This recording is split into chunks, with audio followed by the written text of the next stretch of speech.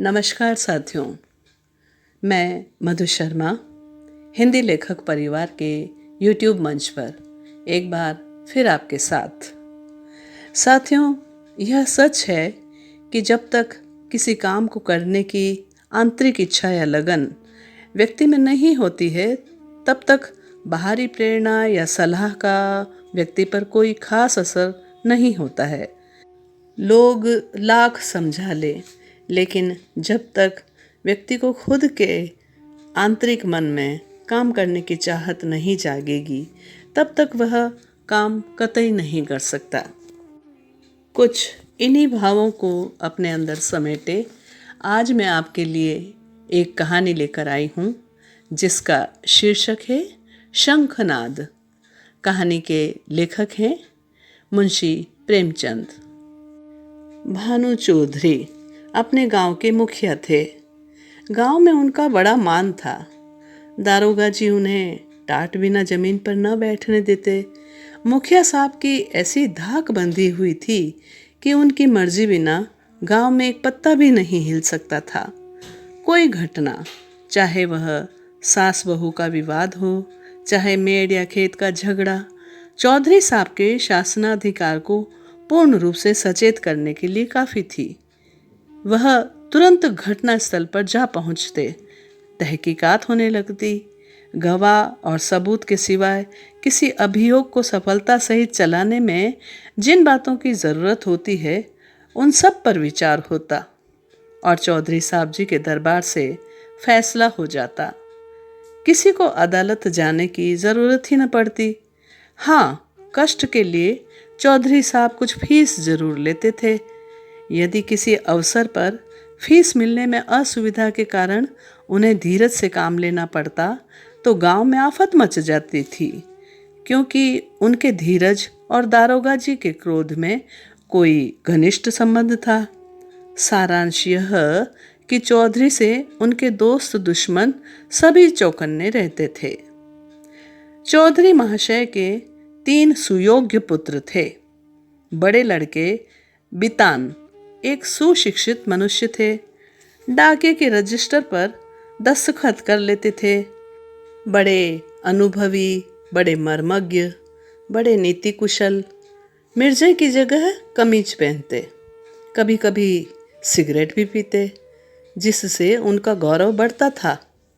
यद्यपि उनके ये दुर्व्यसन बूढ़े चौधरी को नापसंद थे, पर बेचारे विवश थे, क्योंकि अदालत और कानून के मामले बितान के हाथों में थे।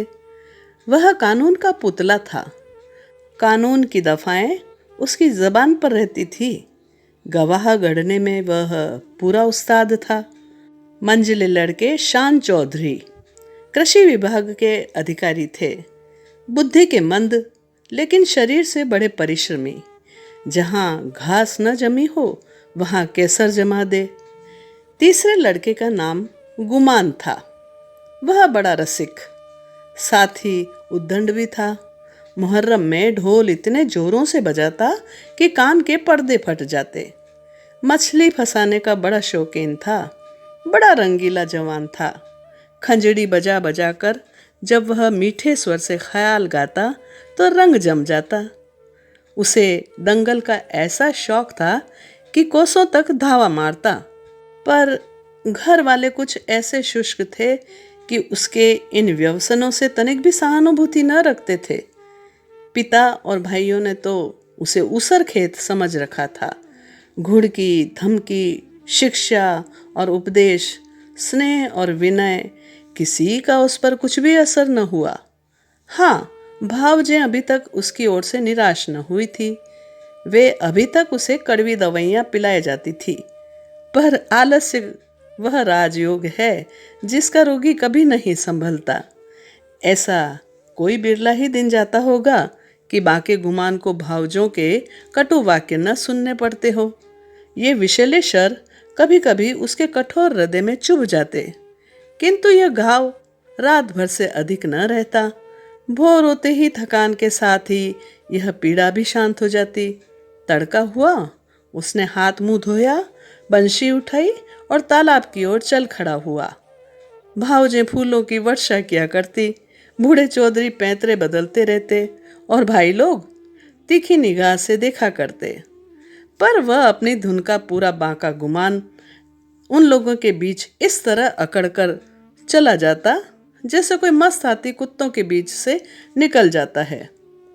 उसे सुमार्ग पर लाने के लिए क्या क्या उपाय नहीं किए गए। बाप समझाता, बेटा ऐसी राह चलो जिससे तुम्हें भी पैसे मिले और गृहस्थी का निर्वाह हो। भाइयों के भरोसे कब तक बैठे रहोगे? मैं पका आम हूँ, आज टपक पड़ा या कल, फिर तुम्हारा निबाह कैसे होगा? भाई बात भी न पूछेंगे। भावजों का रंग तो तुम देख ही रहे हो। तुम्हारे भी लड़के वाले हैं, उनका भार कैसे संभलेगा? खेती में जी न लगे तो कहो कांस्टेबली में भर्ती करवा दूं।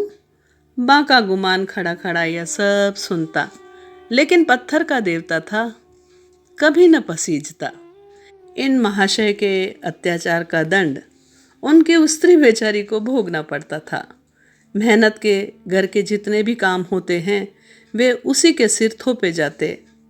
उपले बनाती, कुएं से पानी लाती, आटा पीसती और 30 पर भी जिठानियाँ सीधे मुंह बात न करती, वाक्य बाणों से छेदा करती। एक बार जब वह पति से कई दिन रूठी रही तो बांके गुमान कुछ नर्म हुए। बाप से जाकर बोले, मुझे कोई दुकान खुलवा दीजिए। चौधरी ने परमात्मा को धन्यवाद दिया, फूले न समाए। कई 100 रुपए लगाकर कपड़े की दुकान खुलवा दी। गुमान के भाग जागे। तनजेब के चुन्नटदार कुर्ते बनवाए, मलमल का साफा धानी रंग में रंगवाया। सौदा बिके या न बिके, उसे लाभ ही होना था।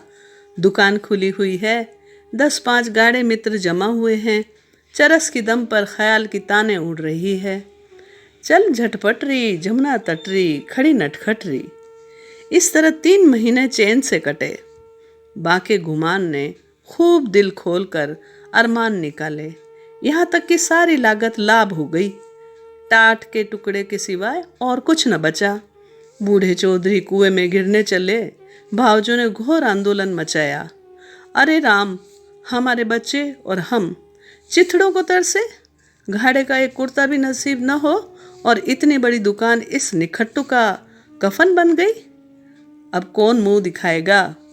कौन मुंह लिए वह फिर घर आया और फिर वही पुरानी चाल चलने लगा। कानूनुदा बितान उनके ये ठाट बाट देखकर जल जाता। मैं सारे दिन पसीना बहाऊं, मुझे नैन सुख का कुर्ता भी न मिले और यह अपाहिज सारे दिन चारपाई तोड़े और यों बन ठन कर निकले। ऐसे वस्त्र तो शायद मुझे अपने ब्याह में भी न मिले होंगे। मीठे शान के हृदय में भी कुछ ऐसे ही विचार उठते थे। अंत में यह जलन न सही गई और अग्नि भड़की तो एक दिन कानूनदा बितान की पत्नी गुमान के सारे कपड़े उठा लाई और उन पर मिट्टी का तेल उड़ेलकर आग लगा दी। ज्वाला उठी, सारे कपड़े देखते देखते जलकर राख हो गए। गुमान रोते थे, दोनों भाई खड़े तमाशा देखते थे। बूढ़े चौधरी ने यह दृश्य देखा और सिर पीट लिया। यह द्वेषाग्नि है, घर को जलाकर तब बुझेगी। यह ज्वाला तो थोड़ी देर में शांत हो गई, परंतु हृदय की आग, वह तो ज्यों की त्यों दहकती रही। अंत में एक दिन बूढ़े चौधरी ने घर के सभी मेंबरों को एकत्रित किया और इस गूढ़ विषय पर विचार करने लगे कि बेड़ा कैसे पार हो। बितान से बोले, बेटा तुमने आज देखा कि बात की बात में सैकड़ों रुपयों पर पानी फिर गया। अब इस तरह निर्वाह होना असंभव है। तुम समझदार हो, मुकदमे मायने करते हो, कोई ऐसी राह निकालो कि घर डूबने से बचे। मैं तो चाहता था कि जब तक चोला रहे सबको समेटे रहूं, मगर भगवान के मन में कुछ और ही है। बितान की नीति कुशलता अपनी चतुर सहगामिनी के सामने लुप्त हो जाती थी। वह अभी उसका उत्तर सोच ही रहे थे कि श्रीमती जी बोल उठी, दादाजी अब समझाने बुझाने में काम न चलेगा। सहते सहते हमारा कलेजा पक गया। बेटे की जितनी पीर बाप को होगी, भाइयों को उतनी क्या उसकी आधी भी नहीं हो सकती।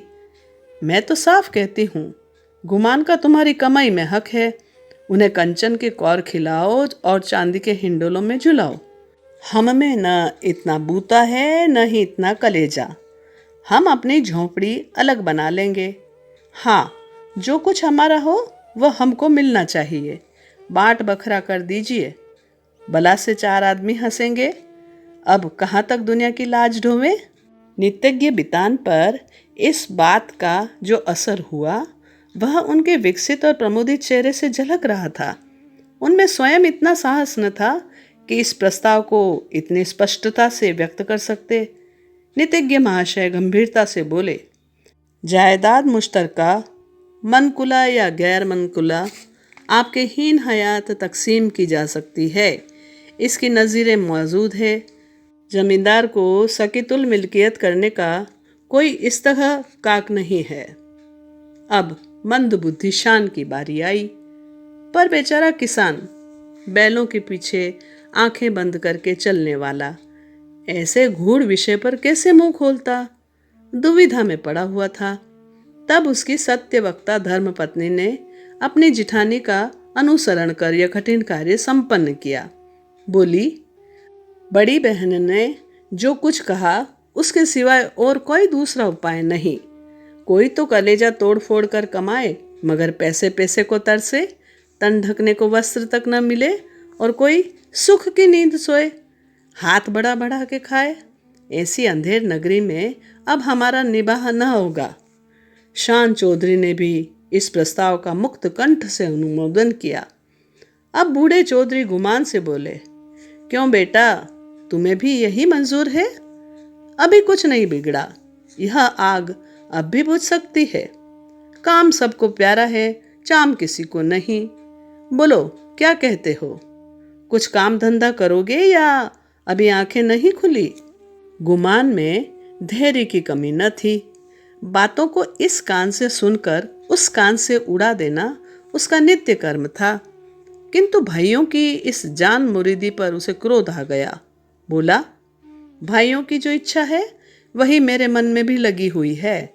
मैं भी इस जंजाल से भागना चाहता हूँ। मुझसे न मजूरी हुई है न होगी। जिसके भाग्य में चक्की पीसना बदा हो वह पीसे। मेरे भाग्य में चैन करना लिखा है। मैं क्यों अपना सिर ओखली में दूं? मैं तो किसी से काम करने को नहीं कहता। आप लोग क्यों मेरे पीछे पड़े हुए हैं? अपनी अपनी फिक्र कीजिए। मुझे आधे सेर आटे की कमी नहीं है। इस तरह की सभाएं कितनी ही बार हो चुकी थी, परंतु इस देश की राजनीति और सामाजिक सभाओं की तरह इसमें भी कोई प्रयोजन सिद्ध नहीं होता। 2-3 दिन गुमान ने घर पर खाना नहीं खाया। जतन सिंह ठाकुर शौकीन आदमी थे, उन्हीं की चौपाल में पड़ा रहता।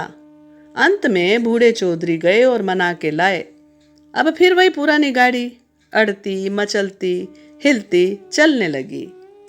पांडे के घर के चूहों की तरह चौधरी के घर के बच्चे भी सयाने थे। उनके लिए घोड़े मिट्टी के घोड़े और नावें कागज की नावें थी। फलों के विषय में उनका ज्ञान असीम था। गूलर और जंगली बेर के सिवाय कोई ऐसा फल न था जिसे वे बीमारियों का घर न समझते हों। लेकिन गुरदीन के खोचे में ऐसा प्रबल आकर्षण था कि उसकी ललकार सुनते ही उनका सारा ज्ञान व्यर्थ हो जाता था। साधारण बच्चों की तरह यदि सोते भी हो तो चौंक पड़ते। गुरदीन उस गांव में साप्ताहिक फेरे लगाता था। उसके शुभागमन की प्रतीक्षा और आकांक्षा में कितने ही बालकों को बिना किंडरगार्टर की रंगीन गोलियों की ही संख्याएं और दिनों के नाम याद हो गए थे। गुरदीन बूढ़ा सा मेला कुचेला आदमी था, किंतु आसपास में उसका नाम उपद्रवी लड़कों के लिए हनुमान मंत्र से कम न था।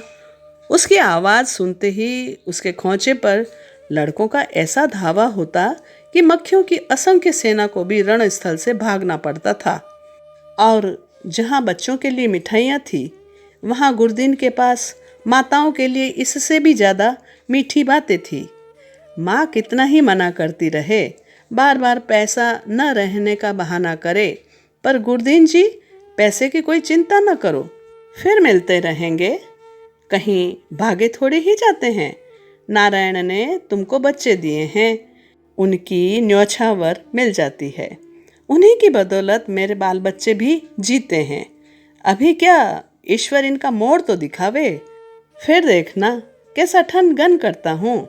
गुरदीन का यह व्यवहार चाहे वाणिज्य नियमों के प्रतिकूल ही क्यों न हो, चाहे 9 नगद सही 13 उधार नहीं वाली कहावत अनुभव सिद्ध ही क्यों न हो, किंतु मिष्टभाषी गुरदीन को कभी अपने इस व्यवहार पर पछतावे या उसके संशोधन करने की जरूरत नहीं हुई।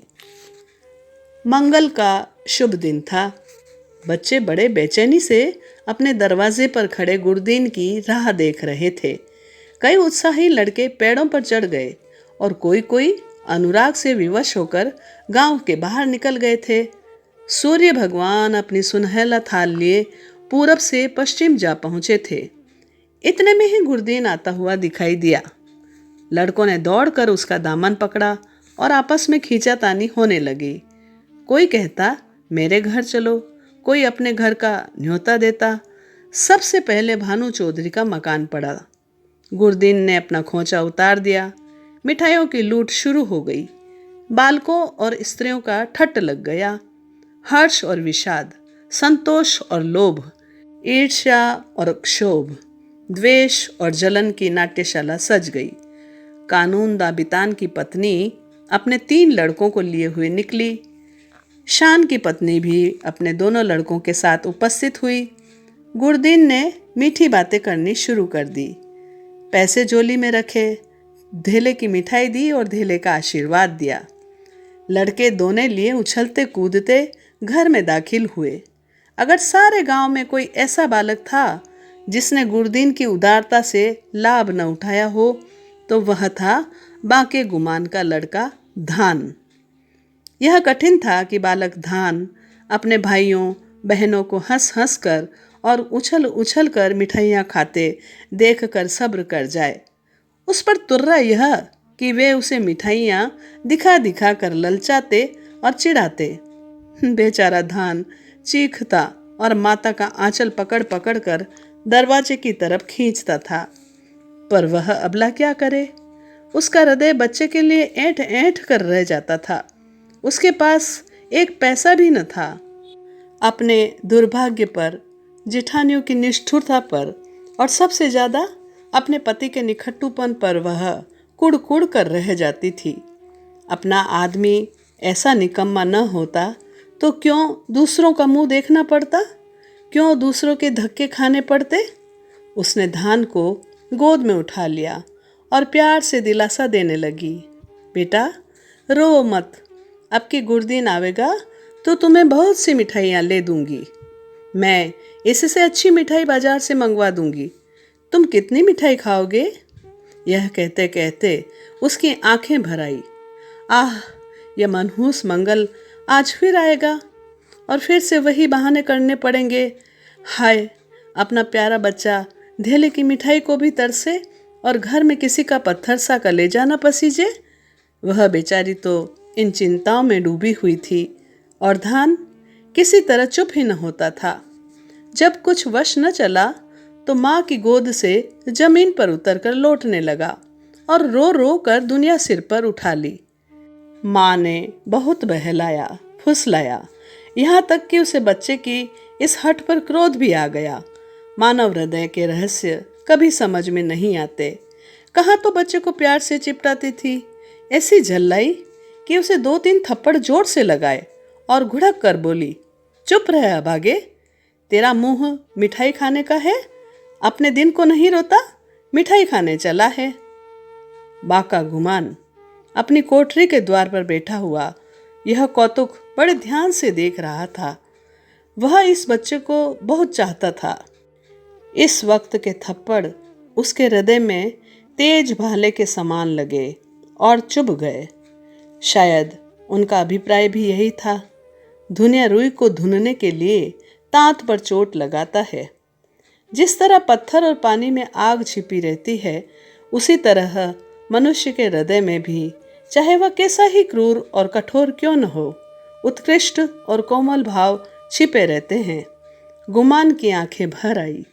आंसू की बूंदें बहुधा हमारे हृदय की मलिनता को उज्जवल कर देती है। गुमान सचेत हो गया। उसने जाकर बच्चे को गोद में उठा लिया और अपनी पत्नी से करुणोत्पादक स्वर में बोला, बच्चे पर इतना क्रोध क्यों करती हो? तुम्हारा दोषी मैं हूं। मुझको जो दंड चाहो दो। परमात्मा ने चाहा तो कल से लोग इस घर में मेरा और मेरे बाल बच्चों का भी आदर करेंगे। तुमने आज मुझे सदा के लिए इस तरह जगा दिया, मानो मेरे कानों में शंखनाद कर मुझे कर्म पथ में प्रवेश का उपदेश दिया हो। तो साथियों, यह थी कहानी शंखनाद, मुंशी प्रेमचंद द्वारा लिखित। उम्मीद करती हूँ कहानी आपको अवश्य पसंद आएगी। कहानी को लाइक करें, कमेंट करें और अन्य साहित्य प्रेमियों तक कहानी को अवश्य साझा करें। तो साथियों, फिर मिलते हैं एक नई कहानी के साथ। तब तक के लिए धन्यवाद। अगर आपको रचना पसंद आती है तो लाइक और कमेंट्स ज़रूर करें और शेयर कीजिए।